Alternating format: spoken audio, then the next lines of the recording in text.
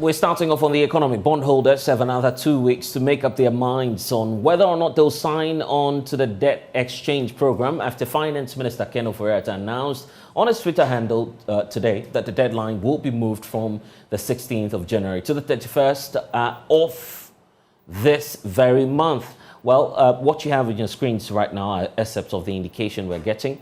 It indicates that the government has taken the decision to extend the expiration date of the domestic debt exchange program from Monday, the 16th of January, which is today, at 4 p.m., to Tuesday, the 31st of January 2023. So that will be the new deadline, and that will be expiring at 4 p.m.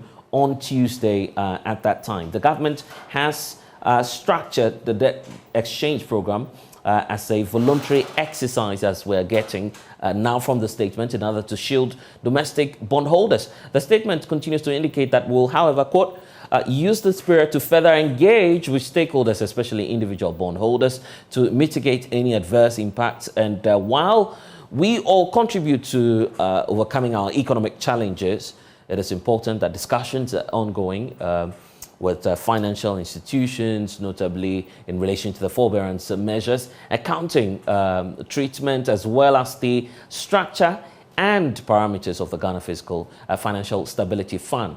Now, following the first announcement of the domestic debt exchange program on the 5th of December 2022, the government entered into an advanced discussion with multiple stakeholders. These discussions resulted in the amendment of the terms of the offer, which was announced on the 24th of December last year to expire on the 16th of January 2023. A successful domestic debt exchange is critical to the advancement of our economic recovery progress and process, and therefore it is in our common interest, according to the Finance Ministry, to, quote, make it work. So that's the statement, the latest we're receiving from the Finance Ministry on this. Despite the extension, pressure is continuing to mount on government to exclude some holders in the program. The Pensioner Bond Holder Forum, Individual Bondholders Forum, and also the minority in Parliament are pushing for government to abandon plans to include their investments in the debt restructuring program.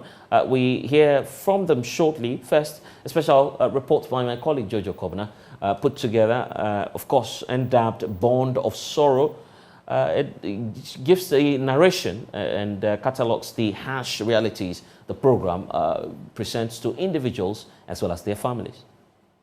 No matter how much money you make, financial advisors will urge you to put your money away for a rainy day. They also advise investing your funds rather than simply keeping them idle in a bank account. To become financially free, they preach that invest in treasury bills, bonds, and properties. That is exactly what Roberta did.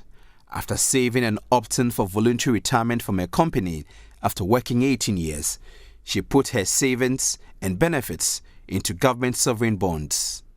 I could have put it in savings, but the savings within the interest rate is nothing to write home about. I knew that it was a government product. I'm not the only one affected. It will surprise you the number of calls I receive in a day. Okay, I have a colleague who has stroke. He is down with stroke. He also took the package because at a point when you are ill, the organization can't take care of you till, you are well. At a point, you will have to go home. You will be on half salary, and then eventually you will go home with nothing. So he had to also opt in for the voluntary exit. As I talk to you now, he can't speak, he can't talk.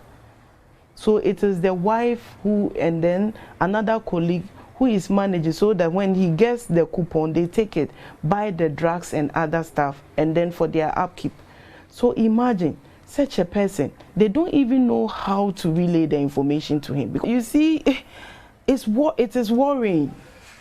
And you can't just understand. You can't, I don't know the adjective to use. You can't just believe that something like that will happen. So we are still in, what English word are we still dreaming, or we are still hoping that, we wouldn't be roped in. You see, because it can't be true. We are still in that land that it can't be true. It cannot be true. Then how do we survive? The investment was supposed to put a smile on her face, but it has rather become a source of anxiety in giving her sleepless nights. Finance Minister, there was a communique that was explicit that individual bondholders are exempted from the debt exchange. I mean, so at least we knew that we were okay. Only for the holidays, for us to see on social media that individual bondholders have been roped in. When I saw it, I wasn't crying, but tears were, all over my face. It started when President Akufo-Addo addressed the nation, assuring investors that there will be no haircuts on investments. There will be no haircuts. Mr. Larry Jage, a retiree and also a bondholder, said he felt reassured when the president spoke. Subsequently, Finance Minister Ken Ofori-Atta said individual bondholders will not be part of the debt exchange program, and that set his heart at ease. In fact, I was impressed. And then subsequently, I am disappointed, especially in the leadership of this country. These are people who assured us that there will be no haircuts, number one. They assured us that individual bondholders will not be involved. If you juxtapose this in the general political representation of the past, that they will never go to the International Monetary Fund or the World Bank and the other institutions, you don't know who to believe again. But on the eve of Christmas, the government made a U-turn. The government modified its 137.3 billion cedis domestic bond exchange program to include individual bondholders. Although voluntary, it was more like take it or leave it. Government bonds has been a trusted partner all this while. But we are in a very difficult situation that if we don't work together to redeem the market, we may all crash. And that is where we are. It's like when you are sick and you have to take a bitter medicine to get better. It's difficult to take the medicine, but as you drink the bitter medicine, by the next day or two, you begin to get well. This is where we are. We understand the difficulty or the pain, as you put it, that they may have to give up something in terms of losses on their interest, but at the same time, they are helping to build a strong bond market for the future. The president's cousin, Gabi Ochiri-Darko, tweeted, "If the no compromise situation to it wins, then what has been achieved? It may lead to national debt default. So what then happens to the value of your bonds after? Potentially worthless. If participation is low, we jeopardize resolving the economic crisis and hardships." This has sent blood pressure spiking. And it's scary. They don't care whether an old man dies because he cannot buy or purchase his drugs. They don't care. Even government officials don't care.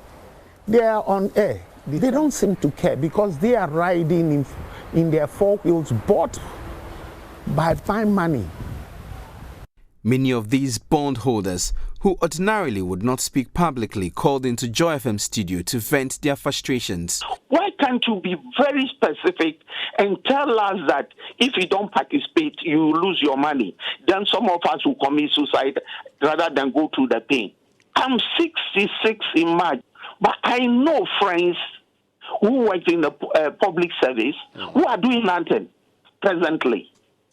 All the investment are out there, and you're telling them without interfacing with them on one-to-one or giving them information that take it or leave it. And we have school fees to pay.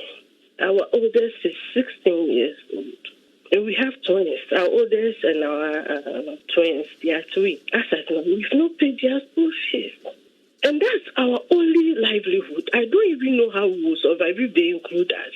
You say your husband hasn't been talking. No. How has this affected him? He barely sleeps at night. He barely talks. Even if you want to have a discussion with him, he hardly responds. I'm young. I don't want to even lose my husband. Please.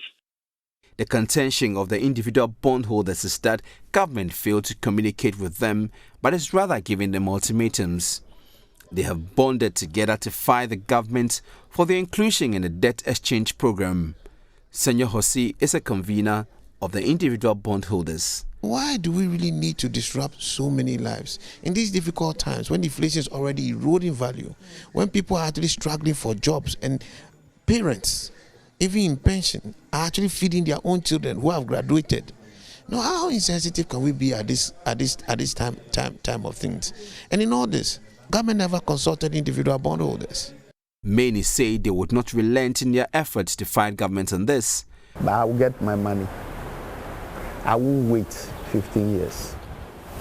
Even if it means going to the courts and stay there forever. It's clear that we either have to save lives or die trying. There's no other option. Both the leadership of the majority and minority in Parliament agree with individual bondholders on this. Maybe the minister himself making the decision or making the statement at the very outset was not in full control of all the facts, maybe.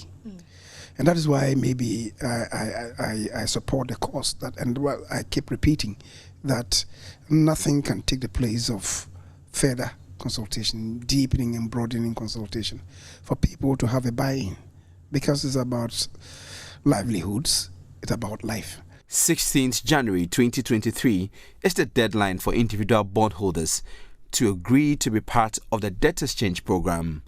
With the future uncertain, many individual bondholders are not sitting pretty. Bond investors are brooding over how to get back their money and never ever think of investing in government bonds, because this one has been a bond of sorrow. The consequences of this are going to be dire. You know why? The credibility that has been built in the financial services sector the last 25, 27 years is dead. Go to those selling safes, they will tell you that people are buying safes. No, never. No. Why would it be, what would be your reason? Why should I invest? Because with what is happening, I will never, even with T-bills, I think now what you can do is to put your money or place your money in your room or somewhere. Keep your money in your room and not invest. That would be better, because it looks like there's no safe investment anymore here in Ghana.